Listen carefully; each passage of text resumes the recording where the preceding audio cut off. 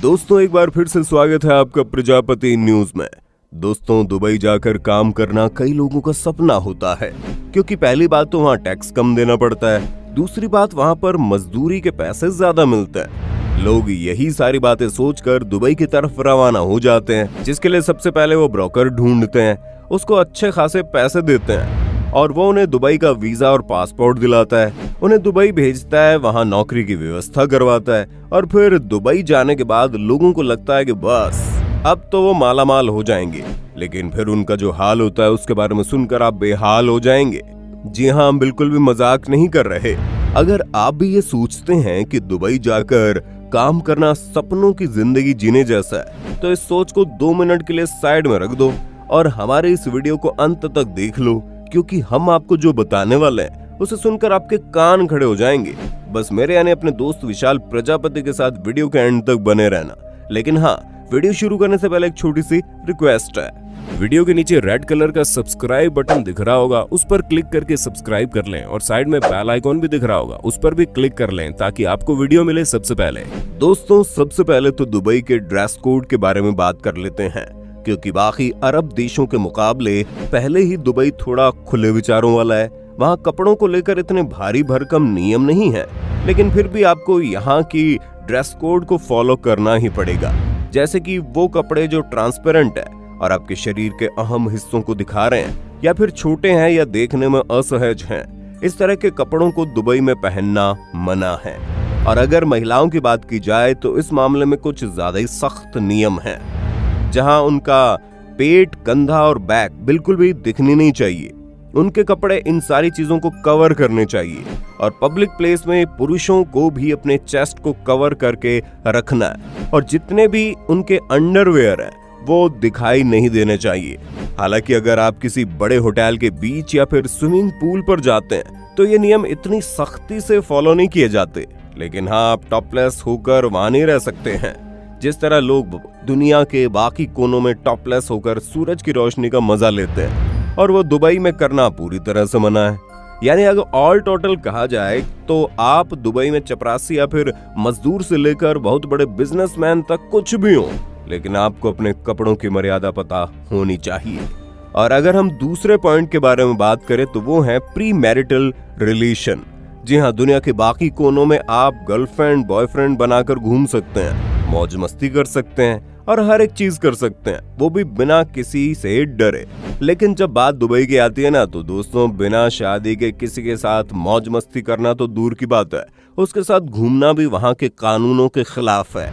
हाँ, अगर दुबई के नहीं है और वहाँ दूसरे देश से जा रहे हैं तो इस कंडीशन में भी आपको कुछ नियम मानने पड़ेंगे, जैसे कि आप पब्लिक प्लेस पर किसी के साथ भी इंटीमेट नहीं हो सकते, खास करके तब जब आप शादीशुदा ना हो।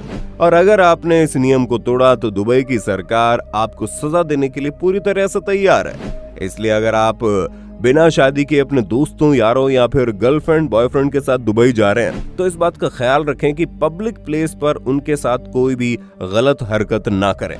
और इसी से जुड़ी हुई एक और खास बात है कि दुबई में बिना शादी के केवल रिश्ते बनाना ही नहीं, बल्कि वहाँ पर पब्लिक डिस्प्ले ऑफ अफेक्शन भी बहुत बड़ा जुर्म है।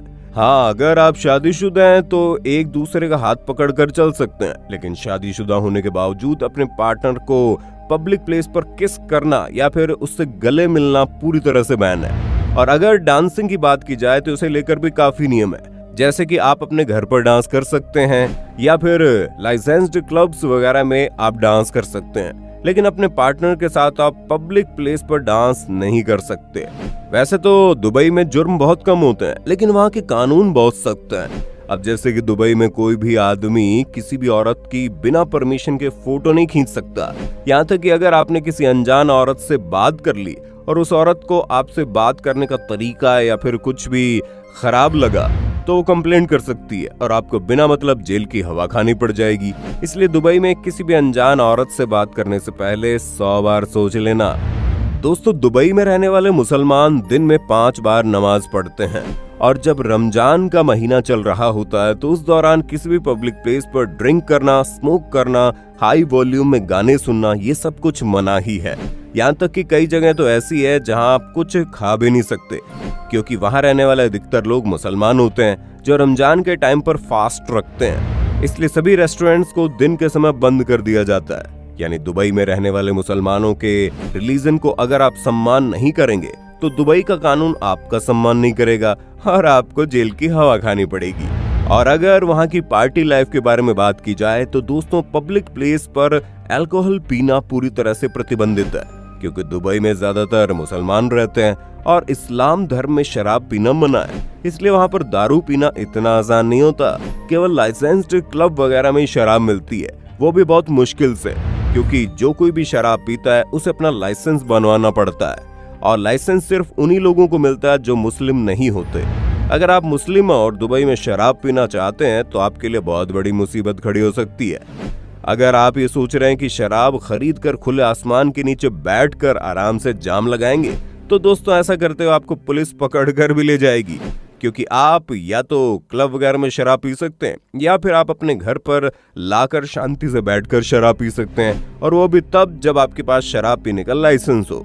ऐसे में अगर आप पक्के वाले नशेड़ी हैं तो दुबई का ख्याल छोड़ दीजिए, तभी आपके लिए बढ़िया होगा। बाकी तो आपको समझ आ गया होगा कि दुबई की लाइफस्टाइल किस तरह की होती है। अब आप इस लाइफस्टाइल को जीना पसंद करेंगे या नहीं, इस बारे में जरूर कमेंट करके बताना। इसी तरह के वीडियो देखते रहने के लिए हमारे चैनल प्रजापति न्यूज को सब्सक्राइब करना मत भूलना। और हाँ, हम फिर मिलेंगे नई वीडियो में, तब तक के लिए जय हिंद जय भारत। दोस्तों, आपकी स्क्रीन पे 2 और वीडियोस दिख रही हैं, जिसे देखने के लिए आप इस स्क्रीन पर क्लिक करें। दोनों देखिएगा, बहुत अच्छी वीडियो बनी है।